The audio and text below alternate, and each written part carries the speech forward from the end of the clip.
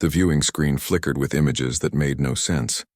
Dr. Helion Chorus adjusted his visual receptors and watched the human settlement below for the 1,000th time that cycle. A small human child, barely capable of walking properly, tumbled across green vegetation while a massive creature with sharp teeth followed closely behind. The creature's jaws could crush the child's skull in one bite. Its ancestors had hunted human ancestors for millions of years. The child laughed and wrapped tiny arms around the beast's neck. Helion felt his breathing sacs constrict. 3,000 years of observation, and he still could not comprehend this behavior. The Quillari Research Collective had studied 47 sentient species across the galaxy. None of them did this. None of them invited predators into their homes. None of them let their offspring sleep beside creatures designed by evolution to kill them. Sir, you need to see the new data. Renasolix entered the observation deck carrying a data tablet. The young researcher's scales were bright with excitement, a sign of youth. Helion's own scales had dulled to gray centuries ago. More evidence of their insanity, Helion asked. Evidence of pattern. Rena activated the holographic display.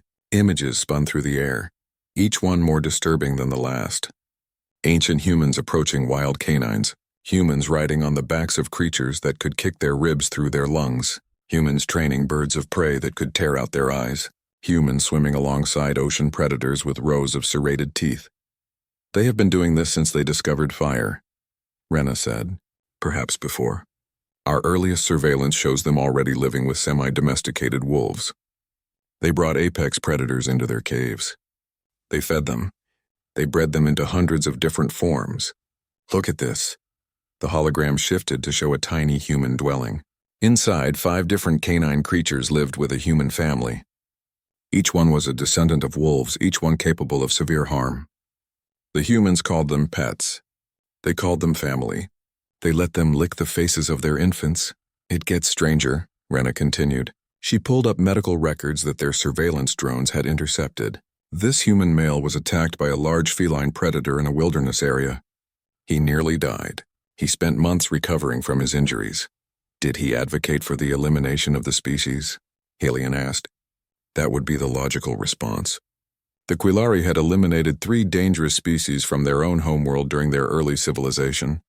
No, sir. He spent the rest of his life rehabilitating injured members of that same species. He dedicated his existence to saving the creatures that tried to kill him. Helion was silent. His analytical mind struggled with the data. Every model he built to explain human behavior collapsed under the weight of these contradictions. Humans were intelligent. They understood danger. They had developed advanced technology, complex social structures, and sophisticated risk assessment capabilities. Yet they deliberately maintained proximity to creatures that had evolved specifically to hunt and kill animals like them. Perhaps they are simply foolish, Helion said finally. Perhaps this is a fatal flaw in their psychology that will lead to their extinction. Then why are they thriving? Rena asked. Their population is 8 billion. They have colonized every environment on their planet.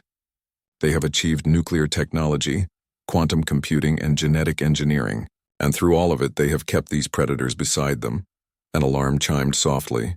Both researchers turned to the detection grid. Helion felt his cardiac organs accelerate.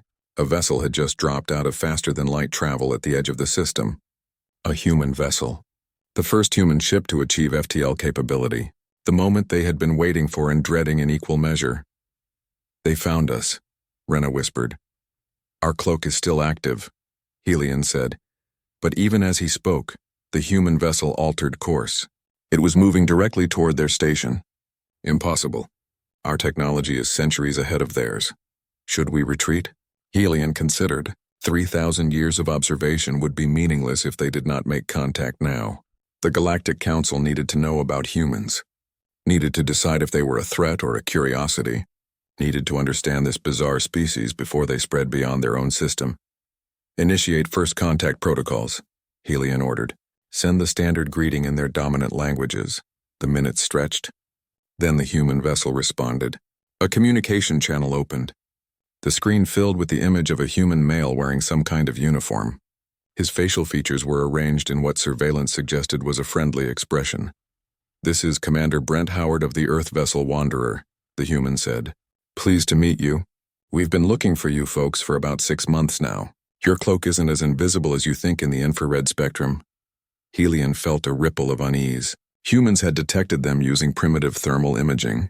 His people's finest stealth technology defeated by simple heat recognition. Commander Howard, Helion responded carefully. I am Dr. Helion Chorus of the Quillari Research Collective. We have been observing your world as part of our xenological studies. For how long? 3,000 of your years. The human's face changed expression. Surveillance data suggested this was surprise. Well then, I guess you know a lot about us. That puts us at a disadvantage. Perhaps we could arrange a meeting, Helion suggested. We have many questions about your species. Sure thing. Just give us coordinates and we'll dock. Fair warning though, my co-pilot is bringing her dog. Her what? Her dog. Big furry guy named Atlas, German Shepherd. She doesn't go anywhere without him. The communication ended.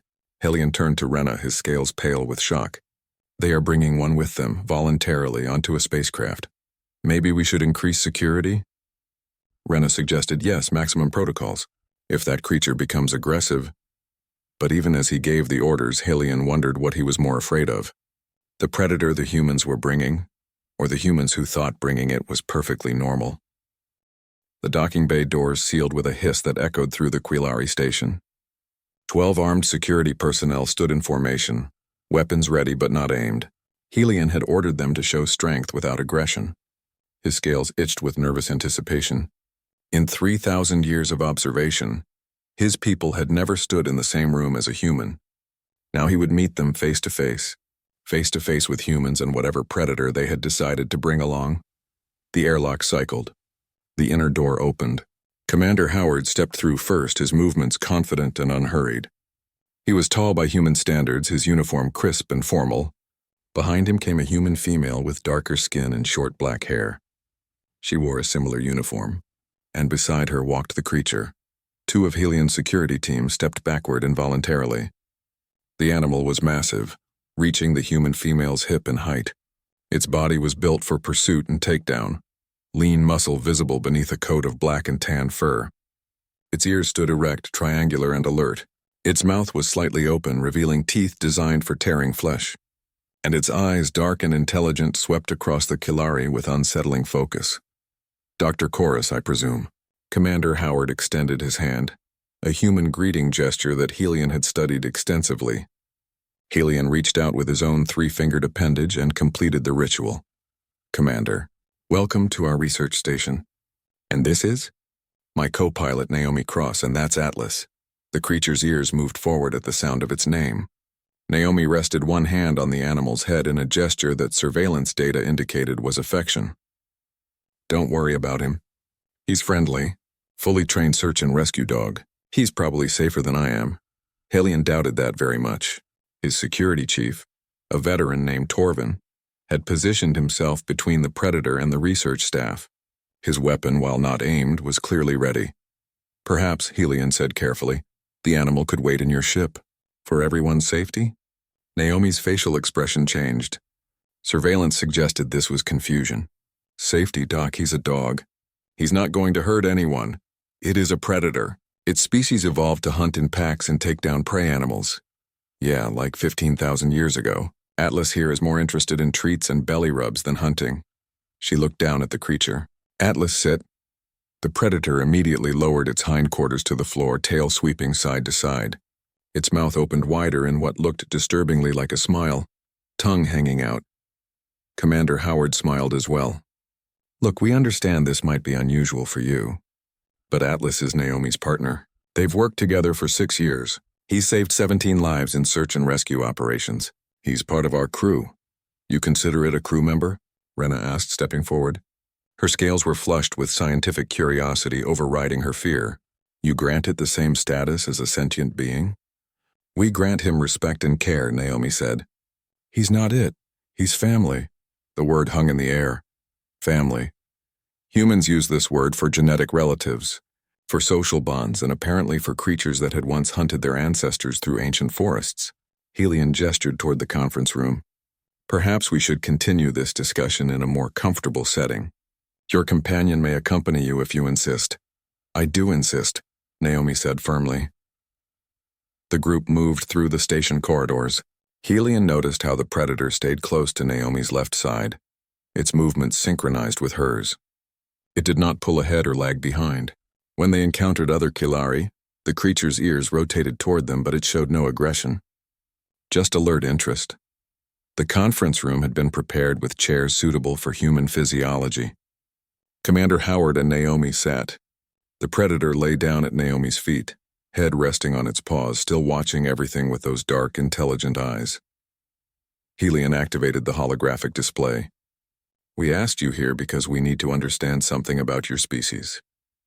We have observed Earth for 3,000 years.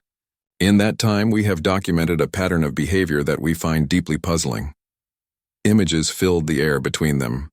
Humans with wolves, humans with horses, humans with birds of prey, humans with great cats, humans with reptiles, humans with ocean predators, thousands of years of history compressed into a rotating gallery of impossible relationships. You consistently form bonds with creatures that should eat you, Helion said bluntly. No other sentient species we have studied does this. The Quillari eliminated dangerous predators from our world 10,000 years ago. The Vesk maintain strict separation from predatory species. The Harathi will not even enter an environment where apex predators exist. But humans? Humans invite them into your homes. Commander Howard leaned back in his chair. Dr. Chorus, may I ask you a question? Of course. What made the Quillari the dominant species on your world? Helion blinked, confused by the direction. Superior intelligence. Opposable digits, tool use, social cooperation. Right, now what made humans the dominant species on Earth? The same factors, presumably. Not exactly. Commander Howard gestured to the images still floating in the holographic display. Humans didn't just outcompete other species. We partnered with them. Wolves helped us hunt. We fed them in return. Over time, we changed together. They became dogs. They became specialized. Some to guard, some to herd, some to track, some to comfort. And we became better humans because of them. He pointed to another image showing a human on horseback. Horses let us cross continents. They pulled our plows. They carried our soldiers. We couldn't have built civilization without them. Dr. Patricia Okonkwo entered the room, another human from the Wanderer's crew. She was a biologist who had requested to join the discussion. Dr. Chorus, you see predators. We see partners. You eliminated threats. We turned threats into advantages. And yes, sometimes we got hurt. Sometimes we died. But the species that took the risk, that learned to trust, that learned to communicate across the species barrier, those humans survived and thrived. But why? Rena asked. Why take such risks? Naomi reached down and scratched Atlas behind his ears. The predator's eyes half closed with obvious pleasure. Because we were never the biggest or the strongest or the fastest. We were just the ones crazy enough to make friends. The transport vehicle descended through Earth's atmosphere, and Helion watched the clouds part to reveal the planet below. 3,000 years of observation from orbit had not prepared him for the reality of being here. The colors were too vivid, the air too rich with scents his receptors could barely process. And everywhere, absolutely everywhere, humans lived alongside the creatures that should have kept them as prey. Rena sat beside him, her scales shifting through colors that indicated both excitement and terror. Did you see the security scans? She whispered. There are over 400 million of those predators living in human homes, just in this one nation. I saw. Helion had spent the previous night reviewing the data. 400 million dogs, millions more cats, descendants of ambush predators. Humans kept birds with razor talons. They kept reptiles with toxic venom. They kept fish that could strip flesh from bone. And they called all of them pets. The vehicle landed at a rural location the humans called a ranch. Gabriel Santos waited for them, a human male with sun-darkened skin and clothing designed for physical labor. Beside him stood 3 enormous dogs, each one nearly as tall as Helion himself. Their massive heads held jaws that could crush bone. Their thick fur rippled over heavy muscle. Welcome to Montana, Gabriel said with a smile. These are my livestock guardians. That's Brutus, that's Athena, and the big guy there is Goliath. Helion's security detail immediately moved into defensive positions. Torvin had his weapon halfway raised before Commander Howard, who had accompanied them, held up a hand. They're Anatolian shepherds, Gabriel explained. seemingly unbothered by the Quillari's fear. They protect my sheep and cattle from wolves, bears, and cougars. But around people, especially kids, they're gentle as can be. Watch this! He turned toward his dwelling and called out, Sophie, come meet our visitors. A small human child emerged, perhaps 4 years old by Helian's estimate. She ran directly toward the enormous dogs with the fearless confidence only the young possessed. Goliath, the largest of the three, lowered his massive head.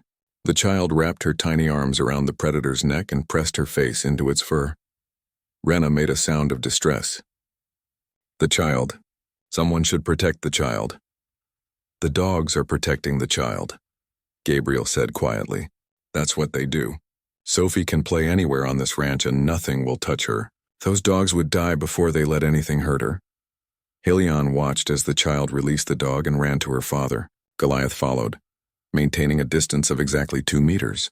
When Sophie picked up a ball and threw it with poor coordination, Athena bounded after it, retrieved it gently in those powerful jaws and brought it back.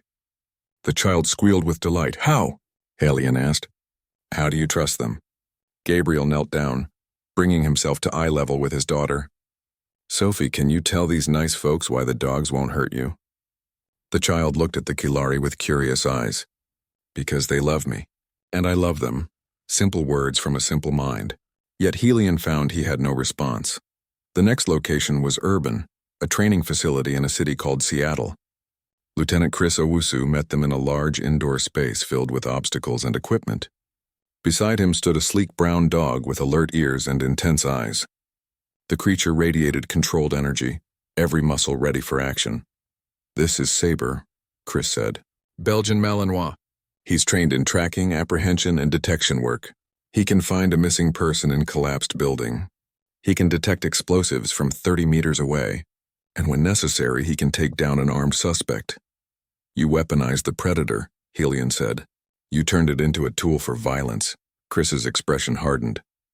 Saber is not a weapon. He's my partner. And yeah, he can be dangerous when he needs to be. So can I, that's why we train. That's why we have discipline. Watch. He gave a series of hand signals. Saber immediately moved through a complex obstacle course at high speed. His movements precise and controlled. He scaled walls, crawled through tunnels, and navigated narrow beams without hesitation. Then Chris gave another signal and the dog stopped instantly, mid-stride, and returned to his side. Now watch this. Chris sat on the ground, Saber off duty. The transformation was immediate.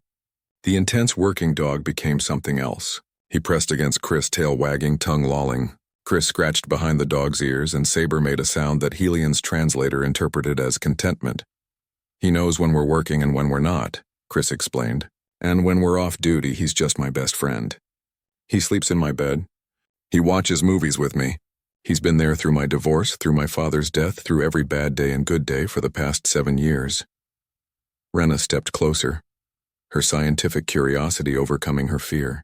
But what if he reverts? What if the predator instinct takes over? Then I would be the first person he'd protect, Chris said simply. That's the bond. That's what you don't understand. It's not about dominance or control. It's about trust. He trusts me to take care of him. I trust him to have my back, and that trust goes both ways. The final location was a marine research facility on the Pacific coast. Dr. Yuki Tanaka led them to a dock where the ocean stretched to the horizon. She wore a wetsuit and carried diving equipment. We're going in the water? Helion asked, his voice rising with alarm. Just me and Commander Howard, Yuki said. You can watch from the boat. We're going to visit some friends of mine. Within minutes, Helion found himself on a small watercraft, watching 2 humans slip beneath the waves. The boat's instruments tracked them as they descended. Then on the display screens, Helion saw shapes approaching. Large shapes. Multiple shapes. Ocean predators with streamlined bodies and conical teeth. Dolphins, Naomi explained. She had joined them for this demonstration. Apex predators. They hunt fish, squid, sometimes sharks. They can kill with their rostrums, ramming prey to death. They're also smart, playful, and curious about humans. On the screen, Yuki and Commander Howard swam alongside a pod of 8 dolphins. The creatures moved around the humans with obvious interest. A younger dolphin brought Yuki something in its mouth. A fish. Gift-giving behavior, Rena said, recognition in her voice. Social bonding through resource sharing. One of the larger dolphins swam directly up to Commander Howard. For a moment, Helion tensed, certain he was about to witness a tragedy. Instead, the dolphin rolled over, exposing its pale belly. Commander Howard reached out and touched it. The dolphin made clicking sounds that seemed almost like laughter. When the two humans finally surfaced and returned to the boat, Helion found his voice. "They could have killed you." "They could have," Yuki agreed, pulling off her mask. "But they didn't. They never do. There are cases of wild dolphins rescuing drowning humans, protecting swimmers from sharks, guiding lost boats to shore. They choose to help us. Why?" The question burst from Helion. Why would a predator species help prey? Yuki smiled. "Maybe we're not prey to them. Maybe we're something else. Maybe we're friends." That evening, back at Gabriel's ranch, the research team sat around an outdoor fire. The temperature had dropped and the humans had provided thermal clothing for their guests. The three guardian dogs lay peacefully around the gathering, their eyes reflecting the firelight. Sophie had fallen asleep against Goliath's side, using the massive dog as a pillow. Her small hand clutched his fur. The predator's breathing was slow and steady, completely relaxed despite the alien visitors. Helion stared at this scene, his analytical mind trying and failing to construct a framework that explained it. "We have observed 47 sentient species," he said quietly. "Every single one maintains barriers with predators. Every single one. Except you." Gabriel poked at the fire with a stick. "You know what I think the difference is? You see species. We see individuals. That's not just a dog to Sophie. That's Goliath. That's the one who sat with her when she had nightmares. That's the one who found her when she wandered off into the pasture. That's the one who makes her feel safe. But it is still a predator." "So are we," Gabriel said. "Humans are persistence predators. We hunted megafauna to extinction. We're omnivores with forward-facing eyes and teeth designed for tearing meat. By your definition, we're predators too. Maybe that's why we understand each other." Rena had been quiet for most of the day, but now she spoke. "You do not just tame them. You form emotional bonds. You grieve when they die. You create memorials. You treat them as family. Because they are family," Naomi said. She had joined them for dinner. "Family isn't just about genetics. It's about who you trust, who you protect, who you love." Atlas raised his head from where he had been dozing at Naomi's feet. His tail thumped against the ground twice, then he settled back down. Helion watched the human and the predator, the child and the guardian, the swimmers and the dolphins. He watched thousands of years of evolution being defied by simple trust. And for the first time in his long career, he wondered if the Kilari had been the foolish ones. If eliminating their predators had not made them safer but lonelier. The Galactic Council chamber existed in quantum space, allowing representatives from 47 species to attend simultaneously, despite being scattered across thousands of light years. Helion stood in the physical portion of the chamber, his presentation materials floating in holographic displays around him. The other council members appeared as solid projections, their various forms filling the tiered seating. "Members of the council," Helion began, his voice steady despite his internal conflict. "I present my findings on the human species of Earth. They have achieved faster than light travel. They seek membership in our community, and they possess a characteristic that is unique among all known sentient species." The displays lit up with footage from Earth. Dogs walking beside humans on city streets, horses carrying children through parks, cats sleeping on human laps, birds perched on human shoulders. The council chamber filled with murmurs of confusion and alarm. "They domesticate apex predators," Helion continued. "They have done so for thousands of years. They maintain these relationships across their entire civilization, and they show no signs of stopping." Councillor Draven Mirth rose from his seat. The reptilian councillor's scales were deep red, a color that indicated aggression in his species. "Dr. Chorus, are you telling this council that humans have created an army of controlled predators?" "Not controlled," Helion said carefully. "That is the disturbing part. The relationship appears to be voluntary on both sides." "Impossible. Predators do not volunteer to serve prey species. I have witnessed it myself. I have studied it for months. The evidence is undeniable." Councillor Sela Vorn spoke next, her insectoid form clicking and chittering. The translator rendered her words in standard galactic language. "Our species operates through hive coordination. We understand command structures. These creatures follow commands from humans. Therefore, they are subordinate." "Where is the mystery?" Helion pulled up footage of Lieutenant Owusu and Saber. Observe this interaction. The human gives no verbal command, yet the canine responds to subtle body language. They move as a unit. And in moments of rest, the hierarchy disappears entirely. They interact as equals. He showed the clip of Chris sitting with Saber, the dog pressing close while Chris scratched behind his ears. This is not master and slave. This is something our models cannot explain. Ambassador Luis Cardona stood in the human observation area. He had arrived with a delegation of 20 humans, each one volunteering to answer questions. Helion noticed that 3 of them had brought dogs. The council had nearly refused to allow the predators into the chamber. Counselors, Luis said, his voice carrying the practiced calm of a career diplomat. May I address the concerns being raised? Draven Mirth gestured sharply. You may speak. But first, remove those creatures from this chamber. Their presence is threatening. Threatening to whom? Luis asked. I see no signs of aggression from them.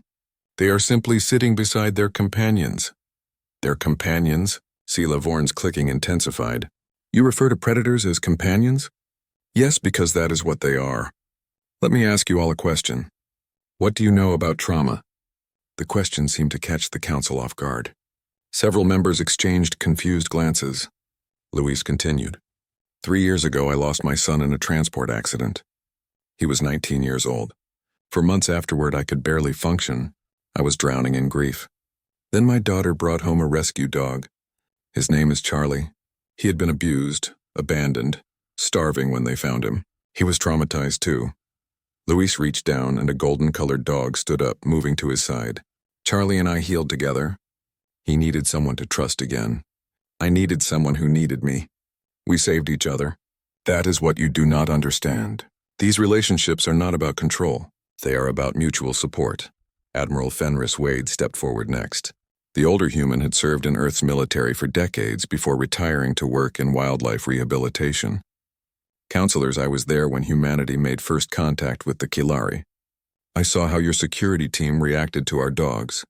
I saw fear, and I understand that fear. You are responding to creatures your instincts tell you are dangerous. He raised his arm and a large bird landed on his padded sleeve. Its talons were sharp, its beak hooked and lethal. Several council members recoiled. This is a Harris hawk named Artemis. She can strike at speeds exceeding 90 kilometers per hour. Her talons can puncture leather. She is a perfect hunting machine. Fenris looked at the bird with obvious affection. She is also my partner. I trained her. I feed her. I care for her health. And every single day I set her free. No cage, no restraints. She can fly away anytime she wants. She chooses to come back. He released his arm and the hawk took flight, circling the chamber once before returning to land on his arm again. That choice, counselors. That choice is the foundation of our relationship. She trusts that I will provide for her. I trust that she will return. And because of that mutual trust, we accomplish things neither of us could do alone. Draven Mirth slammed his appendage against his console. Enough of this sentiment. I see a military advantage and a potential threat. Humans can coordinate with multiple species. They have created specialized predators for hunting, guarding, tracking, and attack. They have even trained aquatic predators. If they turn these capabilities against us, how do we defend ourselves? Helion had anticipated this concern. Counselor Mirth, in 3,000 years of observation, we have never seen humans weaponize these relationships against sentient species. They use them for protection, for work, for companionship, but not for conquest because they had no one to conquer. Now they have us. Ambassador Cardona stepped to the center of the chamber. Counselor, I want to share something with you. Something that might address your fears. He activated his portable display. Footage appeared showing a young human male in military uniform. This is my nephew, Private Daniel Ruiz. He served in our planetary defense force. His partner was a military working dog named Rex. They served together for 4 years. Then there was an incident. An explosion. Rex was between Daniel and the blast. The dog died instantly. Daniel survived. The footage shifted to show the human male standing at a memorial. Tears ran down his face as he touched a plaque bearing the dog's name. Daniel has never fully recovered from losing Rex. He still visits that memorial every month. He still grieves. Tell me, counselors, does that seem like the behavior of someone who views these creatures as weapons? The chamber fell silent. Helion watched the council members processing this information. He added his own observation. I have found extensive evidence of humans mourning their animal companions. They hold funerals. They create art in their memory. They tell stories about them for generations. The emotional bond is genuine and profound. Counselor Vorn spoke again. Our species does not form emotional bonds outside the hive. We cannot comprehend individual attachment to non-sentient creatures, but we can analyze behavior patterns. What prevents humans from forming similar bonds with us? From using emotional manipulation as a tool of control? The question hung in the air like a weapon. Halion realized it was the question at the heart of all the Council's fears. Not what humans did with their predators, but what they might do with other sentient species. Admiral Wade answered. Nothing prevents us. We have already started. The chamber erupted in alarm. Wade raised his hands for silence.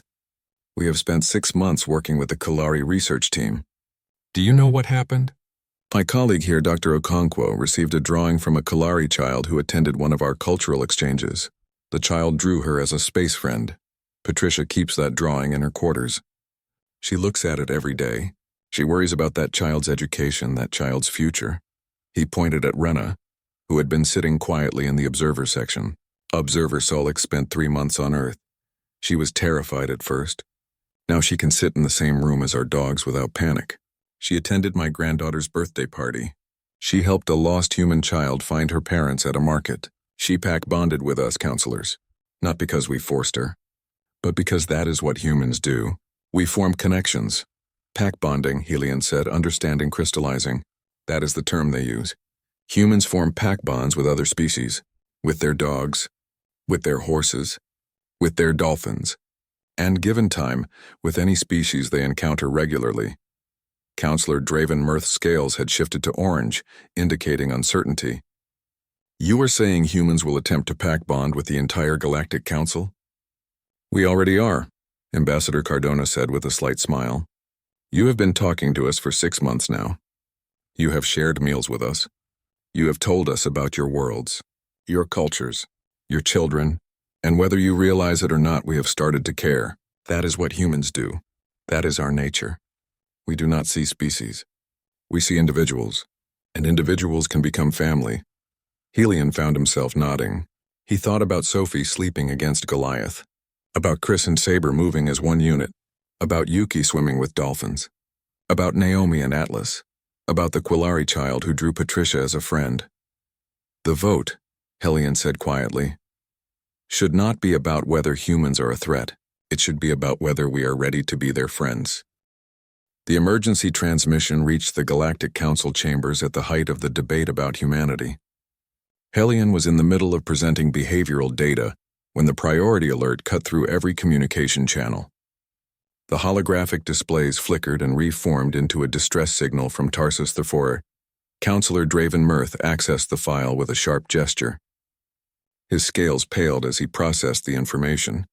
Impossible. There is a human mining operation on Tarsus IV. They have been there for 8 months. That cannot be correct, Vorn stated. Tarsus IV is classified as uninhabitable for sentient settlement. The indigenous predator species has a 92% kill rate for colonization attempts. The Tarsan Ravagers, Helion said, accessing his own database. 6-legged apex predators. Highly territorial. Acid saliva capable of dissolving industrial metals. Pack hunters with rudimentary tool use. 3 previous colonies attempted settlement. All were evacuated after catastrophic casualties. Ambassador Cardona was already on his communication device, speaking rapidly to someone off-screen. He looked up with an expression that humans used to indicate both surprise and concern. The mining outpost is operational. 63 personnel. They report 0 fatalities from Ravager encounters. 0. Draven Mirth's voice rose. That is statistically impossible. We need to investigate immediately, Helion said. He looked at Rena. Prepare a research team. 2 days later, their shuttle descended through Tarsus IV's heavy atmosphere. The planet's surface was harsh, dominated by rocky terrain and dense forests of silicon-based vegetation. The human mining outpost appeared on their sensors, a collection of prefabricated structures surrounded by defensive barriers that looked insufficient for keeping out creatures that could eat through metal. Director Isaac Brennan met them at the landing pad. He was a thick-built human with scars on his hands and forearms. Behind him, Helion saw the mining operation in full function, humans moving equipment, processing ore, conducting geological surveys. Normal activity except for one detail that made his cardiac organs stutter. A juvenile Tarsan. Ravager lay near one of the habitat modules. The creature was smaller than the adults Helion had seen in the database files, but still massive. Its 6 legs ended in claws designed for climbing and tearing. Its elongated head held multiple rows of teeth. Its tail was thick and muscular, capable of breaking bones with a single strike. And it was simply lying there, watching the humans work with apparent disinterest. Halion's security team formed up immediately, weapons charged and ready. Director Brennan waved his hands frantically. "Do not shoot. I repeat, do not shoot that Ravager." "Director," Helion said carefully, "there is an apex predator 15 meters from your residential units. Yeah, that's Ripley. She lives here. She has a name." "Of course she has a name. Come on, I'll explain inside." "Ripley, stay." The Ravager made a chirping sound but did not move. Helion noticed its eyes tracking them as they walked past. Predator eyes. Calculating eyes. But not hunting eyes. Inside the operations center, Director Brennan brought up reports and data logs. 3 months ago, we had a cave-in. Minor one, nobody hurt. But when we cleared the rubble, we found this. He showed footage of a juvenile Ravager trapped under collapsed stone, one of its legs clearly broken. Protocol said to euthanize it. Standard procedure for dangerous wildlife. But our medical officer, Dr. Price, she had worked with animal rescue before going into space medicine. She convinced me to give her 3 days to stabilize it. The footage continued. Humans carefully extracting the injured creature. Humans setting the broken leg. A human female gently cleaning wounds while the young Ravager made sounds of distress. She shouldn't have survived. The injury was severe. The stress should have killed her. But Dr. Price stayed with her around the clock. Fed her by hand. Kept her calm. And she lived. "You saved a predator that would have killed you," Renna said, her voice filled with disbelief. "We didn't know what would happen," Brennan admitted. "We couldn't release her back to the wild. The leg healed wrong. She couldn't hunt effectively. So we kept her here. Started feeding her protein from our supplies. And something strange happened. The adult Ravagers stopped attacking the outpost." Helion leaned forward. "Explain." "Best we can figure, the Ravagers recognized that we had one of their young. They saw us caring for her, feeding her, and they backed off. It's like they decided we weren't a threat anymore. Or maybe they see us as part of the territory now. I don't know. But it works." Technician Aaliyah Grant entered the operations center, a datapad in one hand. Walking beside her was not one but 2 creatures. A medium-sized dog and the juvenile Ravager. "Director, I have those geological reports you wanted." She stopped when she saw the visitors. The dog, a lean brown animal with alert ears, immediately positioned itself between Aaliyah and the strangers. The Ravager moved to her other side, adopting a similar protective stance. "Counselors, this is Technician Grant," Brennan said. "And that's her service dog Bailey. They're inseparable." "And the Ravager?" Helion asked. "Ripley follows Aaliyah everywhere. Has for the past 6 weeks. We think she's imprinted on her." Aaliyah smiled and reached down to touch both creatures. The dog leaned into her hand. The Ravager made a deep rumbling sound that the translator interpreted as contentment. "I have severe anxiety disorder. Bailey helps me manage it. He's trained to recognize panic attacks before they happen. Ripley just started mimicking his behavior. Now they both watch out for me." Helion stared at the scene. A human with a domesticated predator from Earth and an alien apex predator, both acting as guardians. "This is unprecedented." "This is crazy is what it is," Renna whispered. "But it is working." An alarm suddenly pierced through the facility. Director Brennan immediately moved to the console. "Cave-in. Section 7, 3 miners trapped. Launch rescue team," he ordered. Then he looked at Aaliyah. "We need Bailey for tracking." Already on it. Aaliyah was moving before he finished speaking. Bailey ran ahead, nose to the ground. And Ripley followed, her 6 legs carrying her with frightening speed. Helion and his team followed the rescue operation through live feeds. The humans reached the collapse site within minutes. Dust filled the air. The structural integrity was unstable. Bailey worked through the rubble, using his trained nose to locate the trapped miners. He barked 3 times at a specific location. "They're under there. Aaliyah confirmed. But the rock is too thick. We would need to bring in heavy equipment, but that would take too long. The air pocket won't last. Ripley moved forward, examining the rock Bailey had indicated. Then she opened her mouth and expelled a stream of acid. The stone began to dissolve, hissing and bubbling. She worked with precision, creating a hole just large enough for a human to fit through. "Careful, Ripley," Aaliyah said. "Not too fast. We don't want it to collapse." The Ravager adjusted her output, working slowly and methodically. The dog sat beside her, still focused on the scent of the trapped miners. Within 20 minutes, they had created an opening. The rescue team pulled 3 injured but alive humans from the rubble. Back in the operations center, Counselor Draven Mirth's holographic projection appeared. He had been monitoring the situation remotely. "I witnessed that rescue. A Tarsan Ravager used its natural weapons to save human lives. This is beyond my comprehension." Director Brennan shrugged. "She's part of the crew now. Of course she helped. You consider it a crew member? I consider her a colleague. Just like I consider Bailey a colleague. They work here. They contribute. They save lives. What else would you call them?" Hillian watched through the window as Aaliyah returned with her 2 companions. Bailey was limping slightly, favoring one paw that had been cut on sharp rocks. Aaliyah knelt to examine the injury. Ripley lowered her massive head and made soft clicking sounds as if expressing concern. "She cares about the dog," Rena observed. "An apex predator from a different world, and she cares about the domesticated predator from Earth. Maybe it is not about the species," Helion said quietly. "Maybe it is about the pack." Aaliyah finished bandaging Bailey's paw and stood up. She rested one hand on the dog's head and the other on Ripley's scaled neck. Both creatures leaned into her touch. A human, a canine from Earth, and an alien predator from a death world. 3 different evolutionary paths. 1 pack. Counselor Sela Vorn's projection appeared next to Draven Mirth. "I am forced to revise my assessment.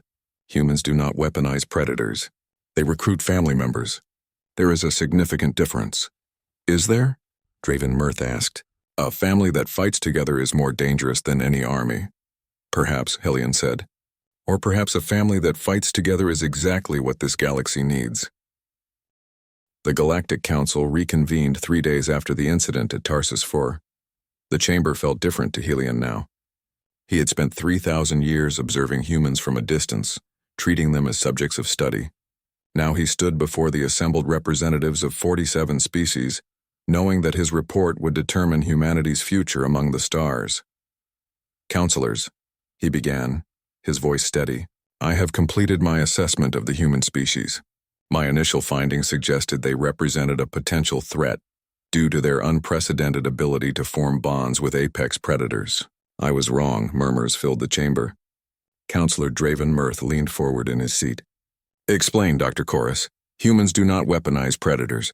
They form genuine emotional connections across species barriers. This ability, which I initially viewed as dangerous, is actually the solution to one of our galaxy's greatest challenges." Halion brought up a star map. Red markers indicated dozens of worlds.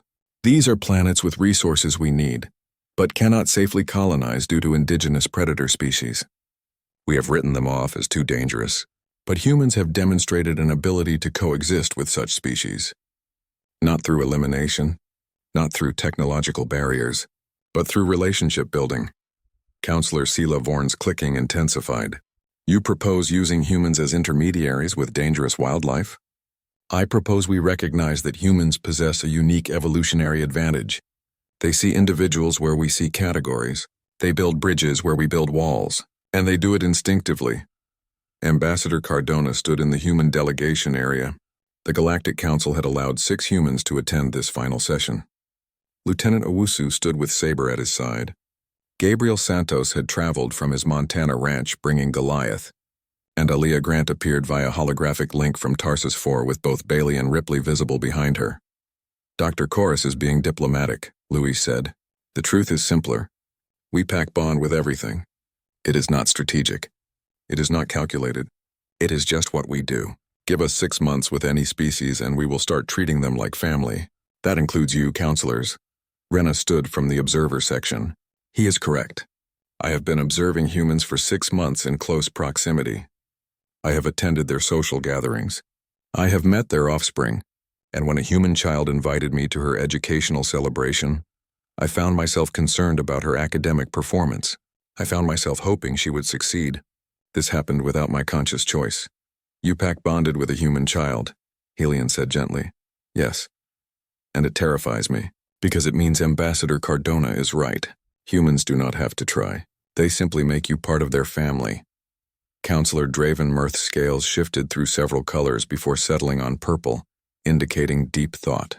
Is this not a form of manipulation? Of psychological control? Admiral Fenris Wade spoke up. His hawk Artemis perched calmly on his arm. Counselor, I want to share something. When I was young, I served in Earth's military. I was involved in combat. I saw friends die. When I returned home, I could not sleep. I could not connect with my family. I was broken. Then I started working with injured birds of prey at a wildlife rehabilitation center. He gestured to Artemis. This hawk was shot by a hunter. Her wing was shattered. She should have died. But I spent months rehabilitating her, teaching her to fly again. And somewhere in that process, I started to heal too. She needed me. I needed her. We saved each other. His voice grew stronger. That is what you call manipulation? That mutual healing? That shared trust? Every species in this council has experienced trauma, war, disease, loss. But you face it alone because you cannot bridge the gap between species. We can, and we want to teach you how. Lieutenant Owusu stepped forward with saber. This dog is trained to detect explosives. He has saved countless lives. But that is not why I love him. I love him because when my father died, Saber sat with me through every sleepless night. He did not judge my grief. He did not tell me to be strong. He just stayed. Gabriel Santos spoke next, his hand resting on Goliath's massive head. My daughter Sophie is 4 years old. She has never known fear because these dogs have always protected her. But more than that, she is learning empathy. She is learning to care for creatures different from herself. She is learning that family is not about genetics. It is about who you choose to love. The holographic image of Aaliyah Grant from Tarsus IV gained full focus. Both Bailey and Ripley were visible beside her. I have severe anxiety. Before Bailey, I could barely function in public spaces. He gave me the ability to live a normal life. And Ripley? An alien predator from a death world. She saw Bailey taking care of me and decided to help. Nobody trained her to do that. Nobody commanded her. She chose to be part of our pack. Helion pulled up footage of the rescue at Tarsus IV. The entire council watched as Bailey tracked the trapped miners, as Ripley carefully dissolved stone to save human lives, as Aaliyah coordinated both creatures in a seamless rescue operation. This is what humans can do, Helion said. They can take a species classified as an extinction-level threat and turn it into a rescue worker. Not through control, not through dominance, but through trust and genuine affection. Counselor Sela Vorn rose from her seat. I wish to revise my previous position. The Hive has conferred and reached consensus. Humanity's ability to form cross-species bonds is not a threat. It is a gift. We vote in favor of full council membership. One by one, other counselors voiced their support. Some remained skeptical, but the majority recognized the value of what humans offered. When the final vote was tallied, 38 species voted in favor of human membership. 9 opposed. It was enough, but Ambassador Cardona raised his hand. Counselors, we accept your decision with gratitude, but we would like to propose an additional role. We would like to establish humanity as interspecies liaison specialists. Explain, Draven Mirth said. Let us help you reconnect with the predator species on your own worlds. Let us teach you what we have learned about coexistence. Let us show you that the creatures you fear might become your greatest allies. Not because we want control, but because we genuinely believe every species deserves the joy of having a dog. The council chamber fell silent. Then surprisingly, Counselor Draven Mirth spoke. I will support this proposal on one condition. I want to understand this pack bonding myself. I want to experience it firsthand. Are you volunteering to work with humans? Helion asked, surprised. I am volunteering to meet one of these dogs, to see if what you claim is true. If a creature bred from predators can truly become family. Lieutenant Owusu smiled. Counselor, I would be honored to introduce you to Saber, but I should warn you, he is very good at making friends. You might find yourself pack bonded before you realize it is happening. The vote passed for the Interspecies Liaison Specialist Program. Humanity would join the Galactic Council with full membership status and a unique role in helping other species overcome their barriers with the natural worlds they inhabited. 3 months later, Helion stood in Earth's first embassy station orbiting the planet. The structure was brand new, built to accommodate multiple species. Today was the first day of the Interspecies Relations Exchange Program. Young beings from a dozen different species had arrived to study at human universities, specifically in programs focused on animal behavior, xenobiology, and cross-species communication. Helion watched as a group of alien students met their human guides. He saw nervousness, curiosity, and fear in equal measure. Then he saw something that made him certain they had made the right choice. A small Kilari child, probably the offspring of one of the diplomatic staff, stood frozen in fear as a large dog approached. The dog stopped a respectful distance away, sat down and waited. The human handler, a young woman with gentle hands, spoke softly. "His name is Duke. He is very friendly. Would you like to meet him?" The Kilari child hesitated, then slowly reached out one small hand. Duke stayed perfectly still, letting the child touch his fur. Then his tail started wagging slowly. The child made a sound that Helion recognized as surprise mixed with delight. Rena appeared beside Helion, watching the same scene. "That child will go home and tell stories about the dog she met. She will draw pictures. She will ask her parents if they can visit Earth again. And in 20 years she will remember this moment as the day she learned that different does not mean dangerous."